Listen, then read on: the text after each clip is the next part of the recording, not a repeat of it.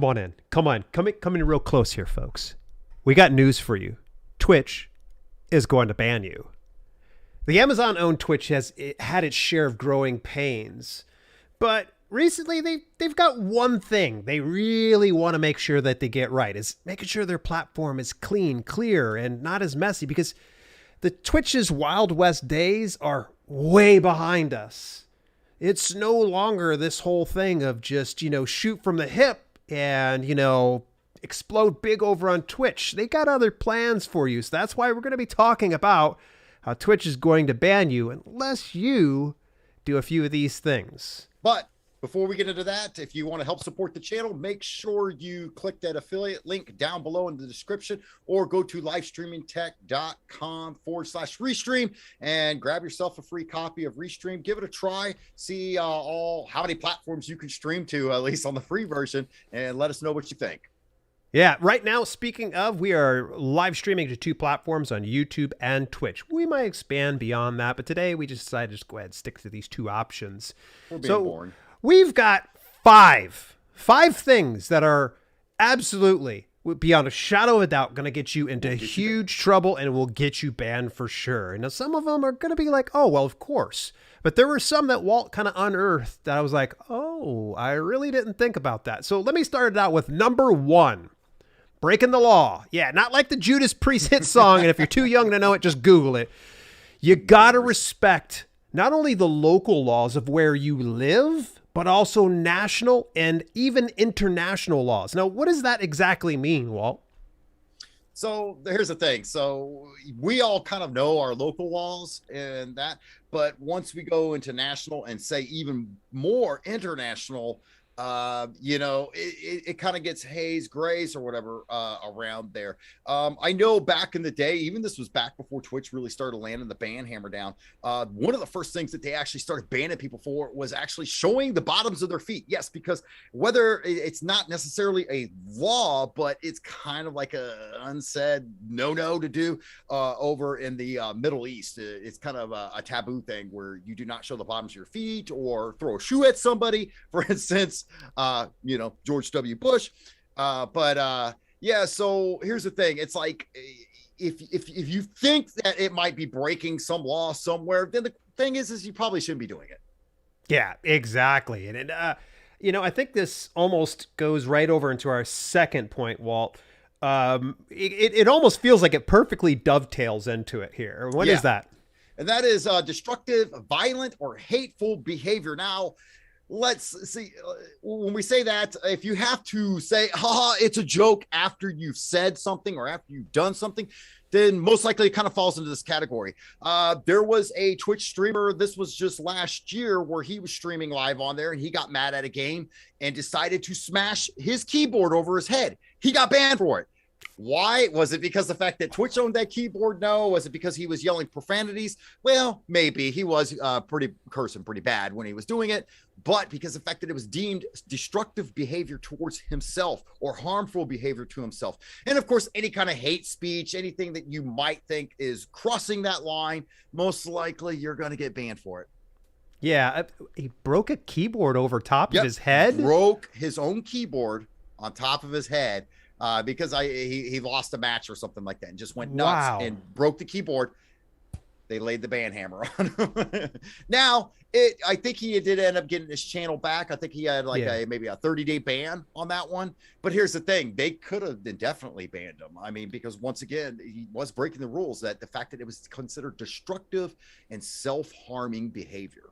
Interesting. Okay, so I was getting ready to ask, because I know some people are probably going to say, but what about wrestling? Because there are different wrestling organizations. I know Tommy Dreamer's House of Hardcore streams to Twitch. Impact Wrestling streams to Twitch. They've got numerous ones. So would you say that doesn't fall underneath the violence because it is more scripted? That is staged. Yes, that is staged and scripted. Where here is, say you and I decided to do something like that. They don't know you and I. We don't have a product that we're pushing out.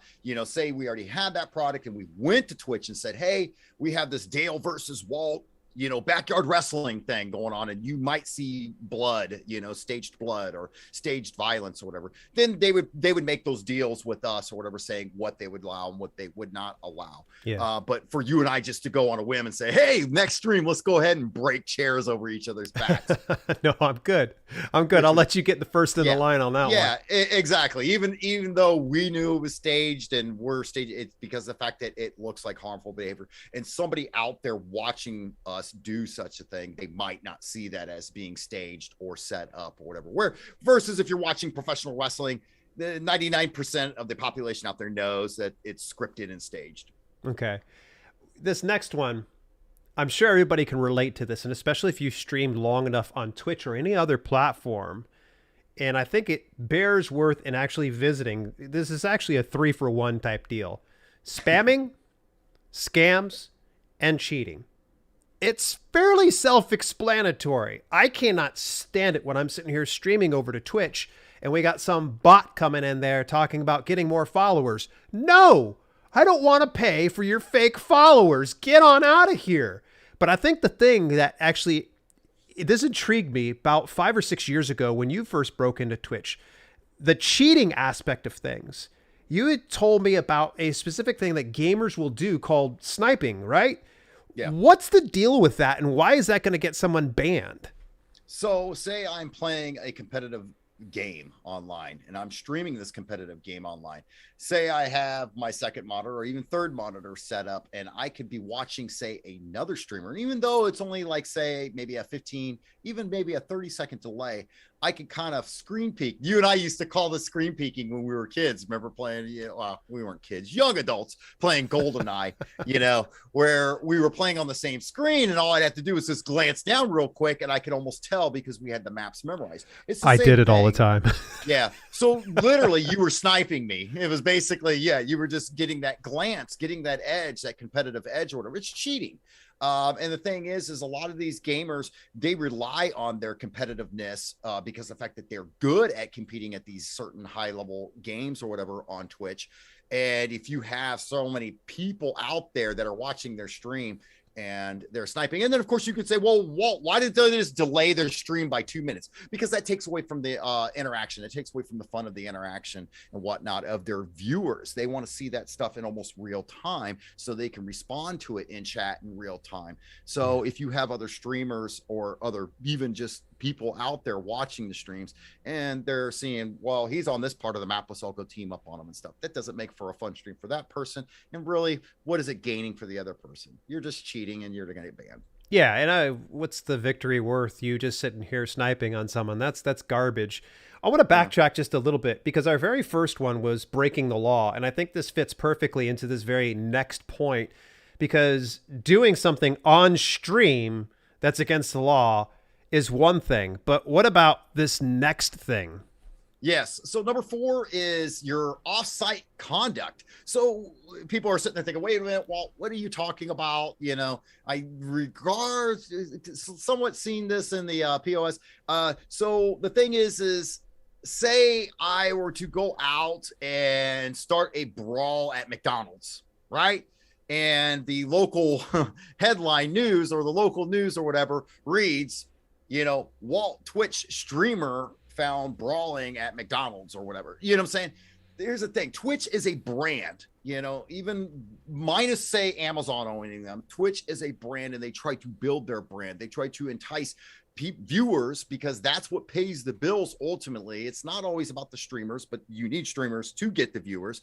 But here's the thing. If a lot of people that are viewers see Twitch as starting to become kind of trashy and kind of garbagey because of the types of streamers that they allow to stream on it, then they're going to lose those viewers, and therefore they lose that ad revenue that they generate for the business. So there was a streamer, and I probably shouldn't say the name, but he was kind of like really kind of one of the first streamers out there that was part of the Me Too movement. And when all that started going down, Twitch threw that ban hammer down quickly. Now, mind you, he didn't do any of the stuff on stream. This was stuff that he was doing in his own personal free time or whatever. But once again, like I said, Twitch doesn't want their name anywhere in there with any kind of negative publicity as, say, streamer X found guilty of indecent exposure or public indecency.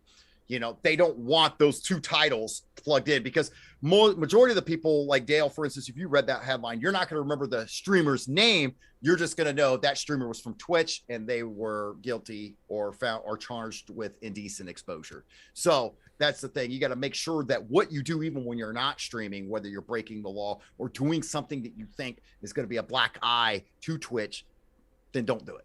Yeah. So well put. Be a decent human being. That's pretty much what Twitch is looking for. Unlike YouTube, sorry, YouTube, I'm broadcasting to YouTube right now. YouTube's just like, what? Got a criminal record? Nah, we don't care. Yeah. So we've got a 5th point, but before we do get to that 5th point, Walt's an overachiever. We were going for 5 points, and he's like, you know what? We're going to get a bonus one. And the bonus one, it's a hoot. You're going to make sure you stick around to this, but we got the 5th point here. And this is actually pretty interesting. As I was putting together today's broadcast over on Twitch, I had to actually label our stream. So we have some tags that we put into it and also put a title that's most appropriate to it. If you're mislabeling your streams, they're not going to be too happy. So you're going to want to make sure you label your streams to the best of your ability, describing the content you're providing, not just loosely related type stuff. So for instance, we could have probably put gaming as a tag on our broadcast, but are we really talking about gaming? Not really. It was a little bit closer to business, and I just left business as the only tag, as well as IRL, and then podcasts and shows for the actual thing. So don't abuse the tags or the categories or any of the other metadata. Gaming the system might give you a temporary fix. It's short term. But if you would like to stay on this platform for a longer period of time and not get banned, then I would recommend that you play by the rules, organize your stuff accordingly, and then maybe someday, I'm talking to you, Twitch, someday they will take Amazon's algorithm, bring it on over to Twitch, and then nobody has to game the system. Yeah, true. Although they will try even then too. Yeah, you always have those people. So you had, like I said, you're an overachiever. You decided to go for one additional one. King knows what we're talking about. Sorry, we usually don't shout out the chat during the when we're going through the thing, but he's talking about GoldenEye, Nintendo 64. Yeah, you know it. All right, so ready, Dale? What time is it? Bonus time. Oh, you left me hanging on that one. I felt like sorry. Let's do it. Let's 1, 2, 3. Let's do it again. Ready? Yep. 1, 2, 3. Ready? What time is it? Bonus time! There we go. Hot mic. I didn't choke up on the mic. All right. So at any rate, yeah, normally we have it better when we pre-record this stuff. We'll have to work on it, folks. We'll work on it, yeah. Okay, yeah. All right, so I have to laugh at this one, Dale. And Dale, you know, we got our chuckles out of this one. There's definitely, this will get you banned, and it has happened more than you think, and that is impersonation. Now, I know a lot of you who know, you know, the behind the scenes, and they say, wait a minute, well, don't you play this character that is, you don't go off of wall, and you play this character that's far out there and this and that. That's not what they're talking about as far as impersonation. What we mean by impersonation is basically claiming that you're an age, a person, or handicap, or veteran status that you do not have. So let's think about that. That would be like me going on Twitch and, you know, flirting with the young ladies going, yeah, I'm 21. Right, I believe that. go ahead and DM me on Twitter. Yeah, exactly. Mm-hmm. So that's me impersonating an age. Obviously, you guys can tell by my facial hair that I am nowhere close to 21. Or another person. Hey, I'm Matthew McConaughey. All right. So even though you could probably do it jokingly, you could probably get, as long as you're over the top with an impersonation, then, you know, you kind of have some leeway with on, but not seriously impersonating somebody to try to draw in viewers and whatnot. Handicap. Dale, you remember this one years and years ago. This is actually back, I think, before they even had this on the ban list. There was a certain fellow, actually, and he wasn't the only one to do it, but he was the one that we got a chuckle out of. He was live streaming on Twitch, and he was known to be handicapped. He was in a wheelchair. Well, he thought his stream was turned off, and he gets up out of the wheelchair and perfectly walks halfway up the stairs to yell at his girlfriend, hey, I got a bunch of donations now. Like, say goodbye to those donations. Yeah, say goodbye to the channel is basically what happened. Yeah, he got to keep those donations. I'm sure the people that donated to him were probably peeved, thinking, "Hey, wait a minute, we thought this guy was confined to this wheelchair." You know, and the sad thing about it was he was playing on people's sympathy. You know, they thought, "Oh, well, this guy, you know, he can't get a normal job like the rest of us." And here he is, he's trying to make a living on Twitch. So yeah, we're going to go ahead and donate more money than we normally would to, say, a Twitch streamer or whatever. So he kind of got busted red-handed. Now, as far as veteran status, I've never seen anyone claim to be a veteran, but obviously you don't want to be streaming and claim that you used to be a Navy SEAL or an Army Ranger or Army Green Beret or anything like that. If you're not a veteran of the armed forces or anything like that, then just don't do it. It's not a good look. Yeah, it's not a good look. Be yourself. You know, I think there's too many people that get online and do live streaming and video, and they're too busy trying to be someone else. Believe it or not, you're just fine the way you are. It's not me trying to give you a rah-rah speech, but if you just try to be yourself, your vibe's always going to attract your tribe. You know, they're always going to come in and be able to consume. Sure, it might be a grind at first to finally find that tribe, but if you're very steadfast about who you are and what you deliver, you've got a unique value proposition that I don't have or Walt doesn't have. It's something that's completely unique to you. And by trying to be anything but yourself, you're doing a great disservice to yourself. And again, it's almost like a short-term fix. Yeah, until someone figures out and does some deep digging. And by the way, everything is almost public online these days. Everything. Like, for instance, I had some scammy self-publishing company call me on my phone. I was like, how did you get my number? And they were just like, oh, well, we got it through KDP. And I'm like, no, you didn't. I was like, KDP keeps that private. And I was like, how did you get this? So just know that if you're trying to fool people into believing that you are something that you aren't, someone will find it out. There are people that make it their job to, bust you. So, well, those are the 5 points, folks. Which of those 5 points did resonate with you the most? What were some instances that you saw, some sketchy situations? We definitely would love to hear from you.